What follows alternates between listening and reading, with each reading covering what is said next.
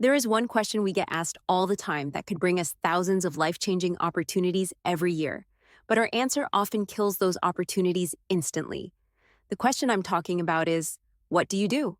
Introductions are powerful because it's a numbers game. Studies show we meet 3 new people every day on average. That's about 1,000 people per year and around 55,000 in your adult lifetime. This means 55,000 opportunities to meet someone who could change your life. But it's actually bigger than that.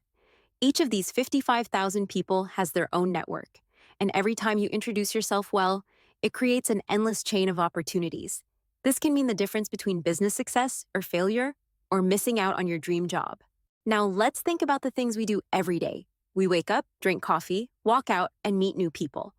Although we introduce ourselves daily, most of us are pretty bad at it. We bore others with basic facts, confuse them with complicated explanations, or annoy them with a too strong elevator pitch. We can talk to someone for 10 minutes, but in reality, they tune out within the first 5 seconds. Let's understand why this happens. Why do so many introductions fail?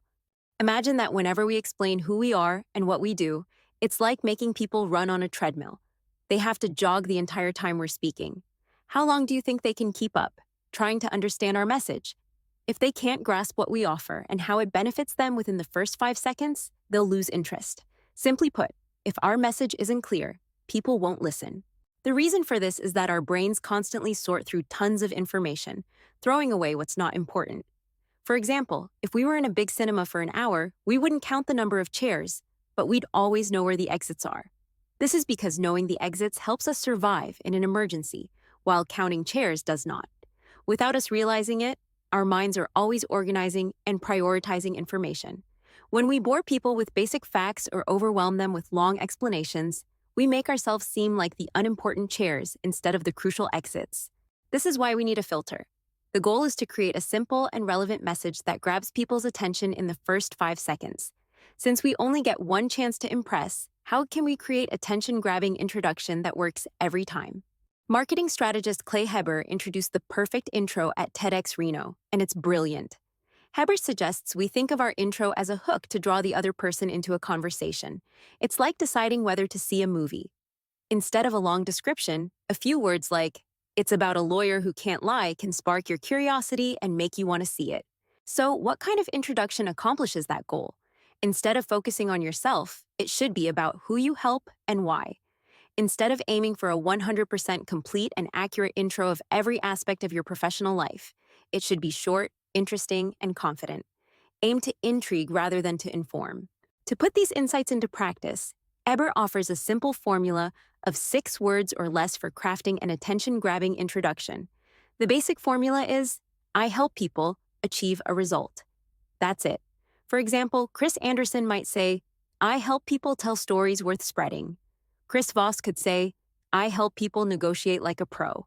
And a mortgage professional might say, I help people plan their future. One important rule to follow, which we're all guilty of breaking, is to avoid using industry buzzwords. These words might seem clear to you, but they can confuse others. To avoid this mistake, pretend you're talking to a 6-year-old. As Einstein said, if you can't explain it to a 6-year-old, then you don't understand it yourself. The beauty of this formula is that it can be customized. Ebert mentions 3 main changes you can make. One change is to swap the word people to specify who you help. For example, Simon Sinek could say, I help leaders find their why. A mortgage professional might say, I help new home buyers plan their future.